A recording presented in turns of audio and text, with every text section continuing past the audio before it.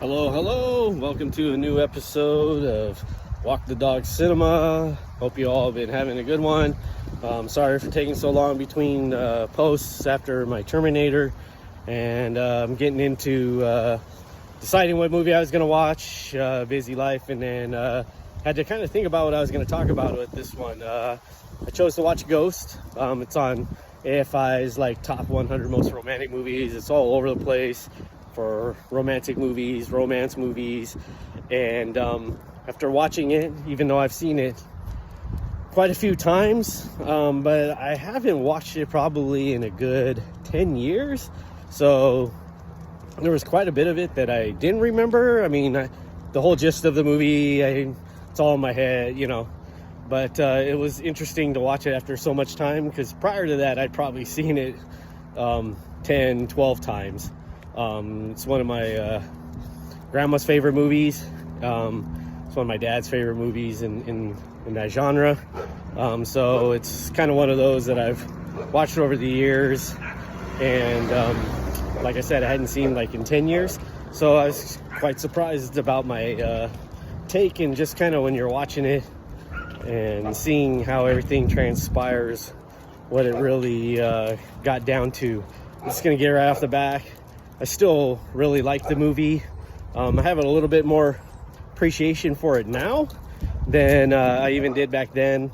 I've always liked the movie, but I like it on a different level now than just a romance movie. And so I'm gonna get right into spoilers and everything. If you've never seen Ghost, I say watch it. It is a good movie to watch. It's one of those. It's a big box office hit in 1990. It was it even beat out oh shoot, I can't believe I drew a blank on that one, but it was the biggest movie worldwide that year. It made $500 million. It was nominated for Academy Awards, won Whoopi a Best Supporting Actress award, much deserved. And overall, established Patrick Swayze kind of as a box office hit, even though he had already done Dirty Dancing and he did Roadhouse, which was kind of a cult hit. But this one blew up, and it blew up on VHS. I remember Blockbuster Video and all those crazy places just totally renting this thing out. And yeah, it was kind of the little movie that could, made for $20 million, directed by the guy who did Airplane of all people. You look at this and go, really, Airplane? And did a really good job directing it. But overall, yeah, I liked it. And so if you've never seen it and you don't want any spoilers, go ahead and stop the video now, watch it, and come back, listen later. But otherwise, getting right into it. And the big one that I kind of really saw this time is how much the movie, and a lot of it is maybe because superheroes are all over the place nowadays. It wasn't back in 1990, so to speak. Batman was pretty big. Superman had kind of been dead in the water for a while. But we were just kind of getting those conventions, maybe because I'd read comic books when I was a young guy, but it didn't kind of dawn on me. But watching it now, the movie's a comic book convention of tropes. It really is actually a comic book movie. If you had named this Dead Man and put that on the screen and kind of gave him a costume for Sam Wheat, which is Patrick Swayze's character, straight up comic book movie. It's the hero's story. If you don't know, Sam Wheat dies and gets killed. Ends up the twist of it all ends up being his best friend, and in a shocking revelation. And it is set up all really well with and all that. But as I get into the whole comic book thing, it's the hero story. We have the tragic, circumstances that kind of creates a superpower. And in this, he becomes a ghost, and he learns how to manipulate things like a poltergeist would. And I'll get right to there as I take care of the Rokaroo here. And so within the comic book convention, you have the Sam's death, where he gets murdered, and he kind of gets his superpowers, which is he becomes a ghost, and he's gonna protect his girlfriend I'll get into that in just a minute. But then he has, it's not really a montage, but it is a sequence where he seeks out another ghost who is kind of crazy on the subway and learns how to manipulate things by touch. And we have a medium who can hear him talk, but because he learns how to touch, he also learns that he can possess people. They don't really use that superpower, so to speak, but they really go to great lengths about how he can manipulate objects. And basically, that does save the day. I mean, it makes Sam kind of an action hero within that regards. Though I wouldn't say there's a ton of action in this movie, but there are some sequences. And then we have the end where he solves his own murder and he saves the day, and then he goes to heaven. And within all that, it's tightly scoped. But again, like that, it kind of took me by surprise really looking at it, and I thought, wow, it's got a lot of comic book conventions in this going on here. And it tripped me out that how much it associated with Dead Man comics. And I know that character had been around by then for quite some time. I don't know if the director ever saw that or ever, but you know, the similarities are there. But the big one I had found out, it's more about he tried to stipulate it off of Hamlet, which probably then you could look at Dead Man, whoever created that for DC, kind of took that. And I can see that similarities, and there's all sorts of little things in the movie that are done like that. But again, it was kind of an interesting look at it all. The second take that I got this time around was how much the romance isn't really there. It's kind of crazy to think it's one of the most romantic movies of all time, or considered that, and it's really only a few scenes that establish that. And I'm not saying that it doesn't hang over the whole movie. It's just interesting that how our perspective of it hangs over, all because of the love scene with the pottery and the phallic images, and there's no nudity, but how kind of romantic and sexy that whole sequence is shot. And how they're playing with the pottery wheel, and how the imagery is very well set up and done to kind of represent sex and everything in a most tasteful manner that really embraces their love and their connection. And then using the I love you where Sam won't say it. His big thing, always back to Demi Moore, is ditto, and how they use that to great purpose when Sam is trying to contact her back from the dead. And overall, you know, ultimately it's almost a horror movie. I mean, the soundtrack, this is the big one. I really was amazed with this go around, just kind of really listening for it. And the movie starts off and it has this creepy poltergeist vibe. Like it really hits home. It's quite a scary theme at the beginning, and then it lightens up and but it's just this really quiet ethereal sound. And I mean, wanted to find it and put it in my playlist just for horror vibes and stuff. But you know, so it's comic book convention movie, a supernatural thriller with an underlying of romance. And the whole romance, you know, Demi Moore, another thing, wasn't really in the movie all that much. She doesn't do a lot in this film. If she's even in the movie all of 30 minutes, I call me surprised. I didn't sit there and clock it. I'm just saying, really, when you watch it and feel it, I mean, does an amazing job. The fact that she can cry on cue like that. She has that dour expression. You really feel her pain from losing Sam, but she's not in it.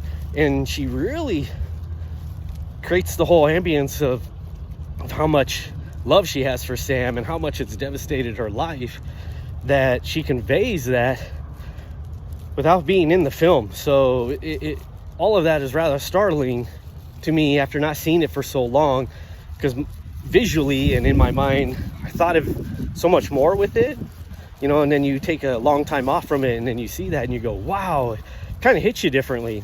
So it was rather interesting watching it and just kind of parsing all of that. And Patrick Swayze, you know, he carries the whole movie. I mean, he's in it beginning to end.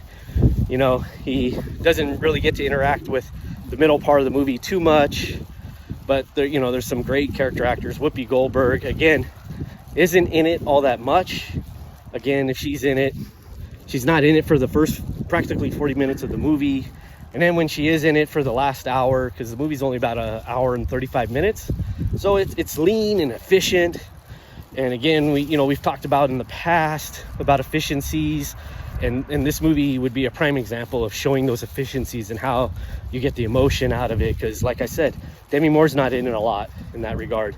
Whoopi's not in it, but they capture these characters that hover over the whole film, even though they're not there, right? And, you know, the Oda Mae Brown character that Whoopi plays, I mean, she steals every scene she's in. And yes, it's funny. You know, she's got some good cracks. But what's interesting with it is it's not as humorful as you would expect when you think of a Whoopi Goldberg, right? You know, it's much more nuanced with her looks and her expression. And it kind of feels real within that. And I think Whoopi Goldberg does a great job in portraying that emotion and gravitas. You know, she is a shyster. She does rip people off, but then kind of has this arc where she doesn't. And it's really well done how she cares about Sam and Demi Moore's character. And, you know, and the whole thing with that. You know, the flip side is Tony Goldwyn. He's a great villain. Comes off very likable and endearing. And there's all these subtle clues and how greedy he is. Again, efficiency, just in certain remarks he does at the beginning when if you already know the twist and then you see the movie again, you pick up on all of it. First time I ever saw it, I didn't quite see it coming totally. And when that twist comes that he's the villain, he's the one that got Sam killed, you do kind of feel bad for him on one level, just because Tony Goldwyn has played the character so well, Carl so well, in that you realize he didn't want Sam killed, but he knew his actions, but he's so worried about his drug money, getting his money and his greed, that he's not as remorseful about it. And that's where the real evilry comes. Yeah, he didn't want Sam to die, still saw Sam as a friend, or did he? But as a pawn, maybe. But, you know, there is some conflicted there, but not enough. And so, you know, you look at it and you kind of go, well, he's not a psychopath, but he's definitely a sociopath, right? And yeah, it's kind of an interesting performance, and it works really well that you kind of have this flip about that character, that he's daring and fun and all that, and just becomes this disgusting human being by the end. And so when his death happens, when Sam beats him, and we see the evil demons come out and take him away instead of the light angels taking, you know, at the end taking Sam away, you know, again, just an efficient script. But again, it's a superhero movie in that regard, like every bit of it. But again, it's played for like a horror movie, and it really does this great blend with all that. The music, it's just pretty much a straight horror soundtrack, except for the Righteous Brothers song. Again, you know, and I think that's the big surprise, is that the romance, yes, it hangs over the whole balance of it, but it isn't the central theme. And the whole thing, in reality, for Sam staying isn't to save his girlfriend, though the movie makes you think that. When you really dial down into it, it's really Sam solving his own crime, how he got murdered. Oda Mae and Sam, you know, Demi Moore are only really in the path because Sam stayed and has caused Carl great distress in terms of getting anything out of it. When you really kind of think back through the plot, Demi Moore, with Sam being gone, would have never truly been that bad off. I mean, there's a setup with Willie that could have possibly gone bad because Carl's not thinking. But I think in the context of it, you know, Carl wouldn't have killed Demi Moore's character. That's not what it was about, what he wanted to get. And yeah, we could argue that point. I'd really be curious to see your comments on that one, but she really wouldn't have been in any danger per se from that aspect, except that Carl's still around and wouldn't have been up for his crime. So that's why I say that Patrick Swayze is really there to solve his crime and not save Demi Moore's life or Oda-Mae, because Oda-Mae would have never been in danger without Sam. So there's that. Hold on. So I really like the efficiency of the whole movie. Again, I like the horror aspects of it and how they play with all of that, but I really enjoyed the fact that it felt like a superhero movie, and it really follows that, you know, Sam learning his powers and how to manipulate objects and using all his love and anger about a situation to move said objects, and then kind of the unique ways that they make it like a poltergeist would happen or something. But you know, Sam really interacts with the world then from a very singular level, and so that's why I say it comes off very superpower-ish instead of very ghostly. You know, so yeah, I enjoyed the movie on that. Let me know what you think in the comments below. I'd really like to see how you feel about Ghost.